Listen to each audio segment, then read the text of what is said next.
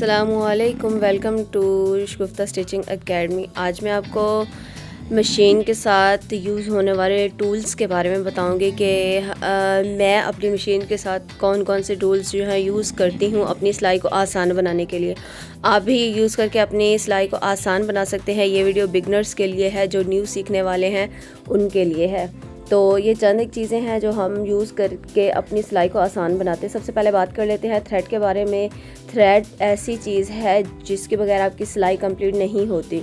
तो इस तरह के आप हर किस्म का थ्रेड लेके अपने पास रख लें ताकि जब भी आपको सिलाई करनी हो आपको बाहर से मंगवाने की ज़रूरत ना पड़े। और अगर आप लोग एक साथ बॉक्स लेते हैं तो वो आपको थोड़ा सा सस्ता भी पड़ जाता है, वरना एक जो नलकी है वो थोड़ी कॉस्टली पड़ती है। तो इसके बाद बात कर लेते हैं चौक की। चौक जो है ये आपको मार्किंग करने में हेल्प करता है, कटिंग करने में हेल्प करता है। मतलब जब आप कटिंग करते हैं और कटिंग करने की मार्किंग करते हैं तो उसके लिए यूज़ होता है।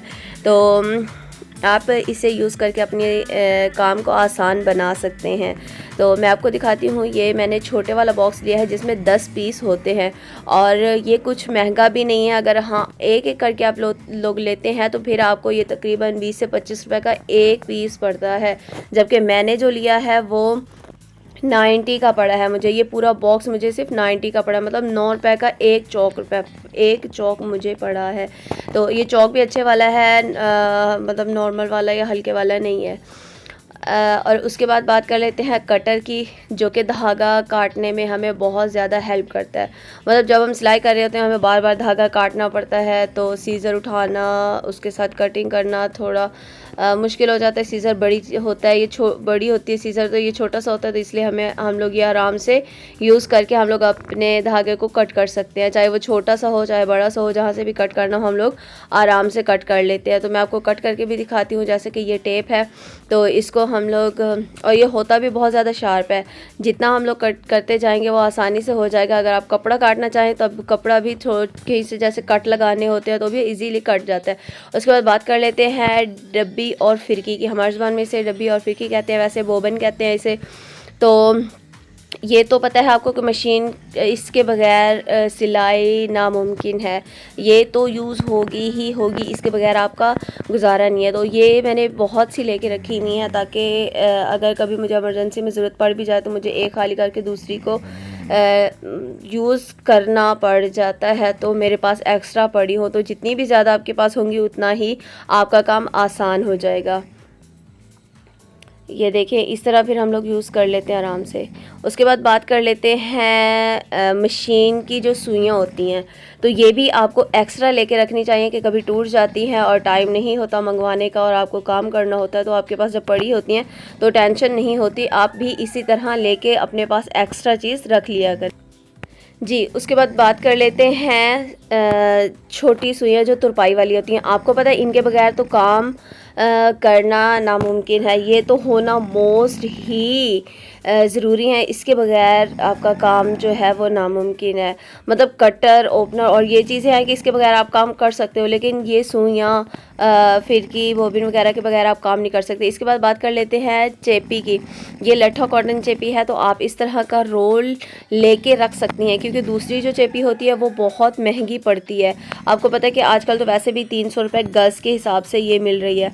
तो आपको जब भी यूज़ करनी हो आप इस तरह का लेके रख सकती हैं। इसकी चौड़ाई इतनी होती है कि अगर जेंट्स कफ भी बनाना चाहें तो आराम से बन जाता है। कॉलर बैन वगैरह आप आराम से बना सकते हो। उसके बाद बात कर लेते हैं ओपनर की, जो हमारे सिलाई को खोलने के काम आता है। कि वैसे भी हम लोग जितनी भी सिलाई खोलते हैं तो खोलने के लिए हमें बहुत मुश्किल होती है। इतनी मुश्किल से सिलाई खुलती है, चाहे छोटी हो चाहे बड़ी हो। तो इससे आप आराम से सिलाई खोल सकते हैं। तो मैं आपको इसका यूज़ करके दिखाती हूँ कि इसको कैसे यूज़ करते हैं। तो ये देखिए, जैसे ये मैंने सिलाई लगाई हुई है इसके ऊपर, तो मैं आपके सामने खोल के दिखाती हूँ कि हमने इसे यूज़ कैसे करना है। तो चलिए देखते हैं। ये देखें, आपने सिलाई के अंदर डालना है सुई की तरह और उसे आगे पुश कर देना है, तो धागा खुद ब खुद ही टूटता चला जाएगा। इसके जो सेंटर है ये वाली जगह है, इसके यहाँ पे कटर होता है इसका। जैसे ही आप पुश करते हो तो धागा खुद ब खुद कट जाता है। तो इसी तरह हम लोग पूरा इसको काट लेंगे, दो दो सिलाइयाँ छोड़ते हुए हम लोग धागे को काटते जाएंगे। और फिर जब हम इसे घुमा के दूसरी साइड से इसका धागे को पकड़ेंगे तो ये देखें ये पूरा टूट चुका है। और इस तरह आराम से दूसरी तरफ से हम लोग धागा खींच के अपनी सिलाई को खोल सकते हैं। वैसे तो जब हम खोलना चाहें तो बहुत मुश्किल होता है एक एक टांका करके खोलना, लेकिन इसके साथ ये होता है कि आप काटते जाओ दूसरी तरफ से धागा खींच के आप अपनी सिलाई आराम से खोल सकते हैं। ये देखिए ये हमारी सिलाई मुकम्मल खुल के हमारे पास आ चुकी है। इसका दूसरा तरीका ये भी है कि आप इस तरह दोनों कपड़ों को खोल के और इस तरह धागे को बीच में से कटर रखते हुए भी आप काट सकते हैं, लेकिन ये थोड़ा सा एहतियात का काम होता है कि कहीं कपड़ा ना कट जाए। तो मैं आपको ये मशवरा नहीं दूंगी कि आप इस तरह करो, क्योंकि हमारा तो इतना तजर्बा है कि हम लोग आराम से खोल सकते हैं। लेकिन आप लोग बिगनर्स हैं, आप अभी सीख रहे हैं इस चीज़ को, तो आप इस तरह बिल्कुल भी नहीं खोलिएगा। इसके अलावा अगर हमें कहीं से छोटा मोटा कट लगाना होता है, काटना होता है, तो उसको हम लोग आराम से, ये देखिए इतना शार्प होता है कि ये कपड़ा भी इतनी आराम से कट जाता है इसके साथ। तो आप लोग इस तरह इसको यूज़ कर सकते हैं और अपने काम को और भी आसान बना सकते हैं। तो मेरा तो कटर, ओपनर और इन चीज़ों के बगैर गुजारा नहीं होता, क्योंकि मैं आदी हो चुकी हूँ इन चीज़ों की। अगर आपके पास कटर या ओपनर वगैरह नहीं है तो आप उसके बगैर भी काम कर सकती हैं, लेकिन यह है कि इससे टाइम की बचत हो जाती है। उसके बाद हम लोग बात कर लेते हैं ग्लू की। फैब्रिक ग्लू जो होती है इसकी, ये आपको जब आप पट्टी बनाते हो, बैन बनाते हो या फ्रंट पट्टी बनाते हो, तो आपको चिपकाने में, फ़ोल्ड करने में, कपड़े को फ़ोल्ड करने में काम आती है। कि जब आप प्रेस करके भी अच्छे से कपड़े को बिठाते हो तो अक्सर आपका कपड़ा कहीं ना कहीं से निकल जाता है, लेकिन जब आप इसके साथ चिपका के पेस्ट करके आप अच्छे से लगाते हो तो आपका कपड़ा कभी भी बाहर नहीं आता और बहुत ही सफाई के साथ आपकी पट्टी, बैन या जो चीज़ भी आप बनाना चाहते हो सफाई के साथ बन के रेडी हो जाती है। अगर आपके पास ये नहीं है तो इसके अलावा आप ग्लू भी यूज़ कर सकते हैं, आप टेप भी यूज़ कर सकते हैं जो जॉइंट टेप होती है। लेकिन ये चीज़ें जो है वो चलिए मैं आपको इसका यूज़ करके बताती हूँ कि ये देखिए जब हम पट्टी बनाते हैं तो हम लोग दोनों साइडों से ऐसे फ़ोल्ड करते हैं। पहले जब हम फ्रंट पट्टी बनाते हैं, छोटे बच्चों के कपड़े सिलाई करते हैं, तो अक्सर हमें ऐसी बटन पट्टी बनाते हैं तो इस तरह फ़ोल्ड करते हैं, तो इस साइड से जो हम छोटा सा फ़ोल्ड करते हैं वो अक्सर हमारा खुल जाता है। तो हम लोग यहाँ पे बीच में ग्लू लगा के जब हम लोग फ़ोल्ड करते हैं तो वो हमारा वहीं पे लॉक हो जाता है, वो बाहर नहीं आता। ऐसे करके हम लोग इसके बीच में पहले ग्लू लगाएंगे और फिर इसको फ़ोल्ड करके जब हम ऐसे करेंगे तो ये हमारा बहुत ही अच्छे से फ़ोल्ड हो जाएगा और इसमें से हमारा कपड़ा भी बाहर नहीं आएगा। तो ये बहुत ही काम की चीज़ है, बहुत ही आसान करने वाली चीज़ है और इससे आपके टाइम की भी बचत हो जाती है, बार बार आपको अंदर की तरफ फ़ोल्ड नहीं करना पड़ता। उसके बाद हम लोग बात कर लेते हैं टेप की। ये टेप जो है ये चेपी की तरह चिपक जाती है बिल्कुल ही, जैसे हम लोग नॉर्मली किसी चीज़ को किसी भी चीज़ को हम लोग जॉइंट लगाने के लिए यूज़, जैसे हम लोग हमारे से अगर पेपर वगैरह फट जाता है तो हम लोग ऊपर टेप लगा के जॉइंट कर लेते हैं, तो इसी तरह हम लोग अगर हमारे पास ग्लू नहीं होती तो ग्लू की जगह हम लोग टेप भी यूज़ कर सकते हैं। तो ये भी हम लोग सेम जैसे मैंने आपको ग्लू को यूज़ करना बताया था कि जहाँ पे हमने फ़ोल्ड करना होता है वहाँ पे नीचे रख के ऊपर से हम लोग फ़ोल्ड करके तो प्रेस कर लेते हैं। ये प्रेस के साथ पेस्ट होती है, ये डायरेक्ट पेस्ट नहीं होती। जैसे हमारी चेपी होती है, चेपी के नीचे ग्लू लगी होती है, तो हम प्रेस करते हैं तो प्रेस के साथ वो अच्छे से चिपक जाती है। तो मैं इसका यूज़ भी आपको करना बताती हूँ कि इसको कैसे हमने यूज़ करना है। पहले हम लोग उसके नाप के हम लोग कट कर लेंगे जितनी भी हमें चाहिए होगी। तो अगर आपके पास ये दोनों चीज़ें नहीं हैं तो इसकी जगह आप लोग ग्लू स्टिक भी यूज़ कर सकते हैं। ये ग्लू स्टिक जो पेपर को चिपकाने के लिए यूज़ होती है, पेपर के लिए यूज़ होती है, आप ये भी यूज़ कर सकते हैं। लेकिन जो रिज़ल्ट आपको इस टेप से मिलेगा वो आपको इन दोनों ग्लू से नहीं मिलेगा।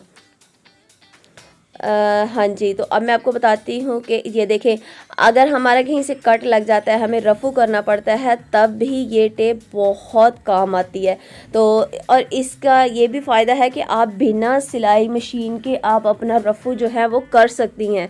तो हम लोग अपने कट के हिसाब से, जितना भी हमारा कट है उस हिसाब से हम लोग टेप को कट कर लेंगे और उसके ऊपर रख देंगे उल्टी साइड पे। यहाँ पे ये चीज़ नोट कर लें कि फैब्रिक के मैंने उल्टी साइड पे रखा है, और ये जो पीस मैं ऊपर दोबारा से लगा रही हूँ ये भी हमारा उल्टी साइड ऊपर की तरफ होगी और उसकी सीधी साइड जो है वो नीचे की तरफ होगी, क्योंकि बाहर से हमारी उसकी सीधी साइड ही नज़र आनी है। तो इस तरह हम अच्छे से ऊपर सेट कर लेंगे, और सेट करने के बाद हम लोग प्रेस से अच्छे से इसे पेस्ट कर लेंगे।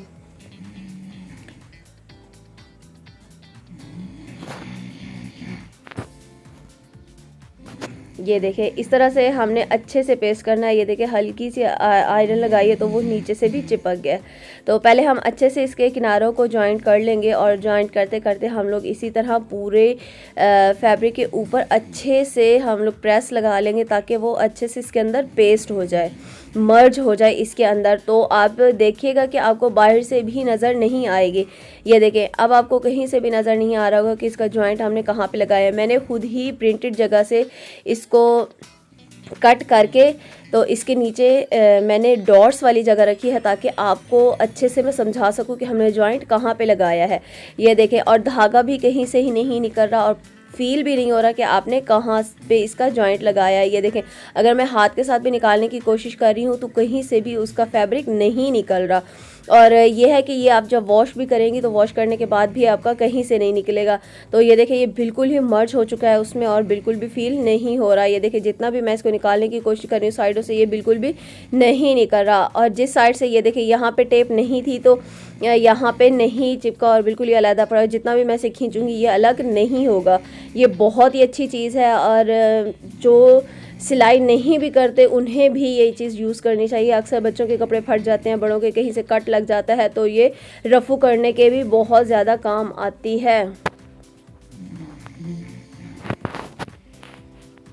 ये देखिए, आप जितना भी इसको खोलने की कोशिश करेंगे ये नहीं खुलेगा, क्योंकि ये अच्छे से उसमें मर्ज हो चुका हुआ है। तो ये देखें, आपको फील भी नहीं होगा कि कहाँ से कट लगा था और कहाँ से हम लोगों ने इसका जॉइंट लगाया, रफ़ू किया है इसको।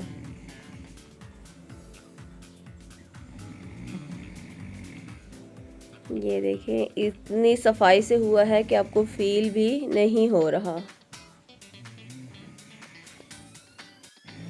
हाँ जी, इसके बाद मैं आपको बताती हूँ कि जब हम पट्टी वगैरह बनाते हैं तो हम इसे कैसे यूज़ कर सकते हैं। तो हमने जितना भी फ़ोल्ड करना होगा उतनी हम लोगों ने पहले टेप ले लेनी है, चाहे चौड़ाई में हो चाहे लंबाई में हो, हमने पहले उसे कट कर लेना, और फिर उसके बाद हम लोग इस तरह रख के हम ऊपर से फ़ोल्ड कर लेंगे। चाहें तो आप बिल्कुल किनारे पर इस तरह रख के भी इसको फ़ोल्ड कर सकते हैं, आराम से वो फ़ोल्ड हो जाएगा। जितना भी अब आपको फ़ोल्ड करना है फ़ोल्ड कर लें, और प्रेस करने के बाद आपका ये बिल्कुल ही पेस्ट हो जाएगा, जैसे एक ही फैब्रिक हो। आपको फील भी नहीं होगा कि यहाँ पे आपका फोल्ड हुआ हुआ है या वैसे ही फैब्रिक है। और इसको आप आराम से फोल्ड करके फिर आप अपनी पट्टी होगी, जो बैन होगा या कुछ भी होगा, आप आराम से बना सकते हैं।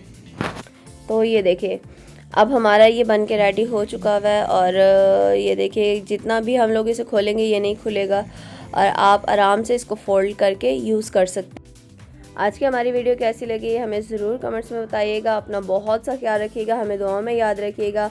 अल्लाह हाफिज़।